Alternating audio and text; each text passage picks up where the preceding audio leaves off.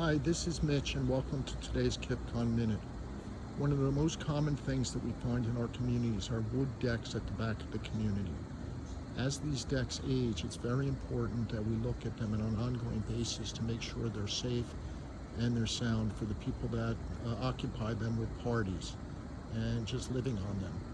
It's not uncommon historically that decks like this actually will collapse because of some deficiencies when they're built.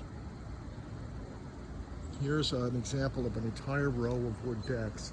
So I'm looking at this one here, and it's reported that this deck is sloped for some reason. The homeowner would like us to take a look at. What are the common things that you look at? These are 6x6 columns, and then you come up, and the beams are sitting on the column. Now above you have the joists that come to the end, and the handrails are supported on this perimeter beam. One common problem is that these perimeter handrails are not connected properly, and they can't provide the load-bearing capacity that they need for people leaning against them. Another common problem has to do with where the decks are connected to the building, with these ledger beams and the joists connected to them.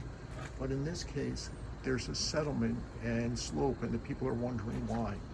Now let's take a look at this other column, and what do you see? Apparently the column, when it was installed, was cut too short, and because of that there's a couple of spacers that have been installed, and it appears that there's some kind of settlement going where these spacers are, and that's probably the reason, or most likely the reason, for the slope of this deck as compared to the other side where the joists sit directly on the column. Be safe, have a great day, and sorry I went longer than a minute today. This is Mitch.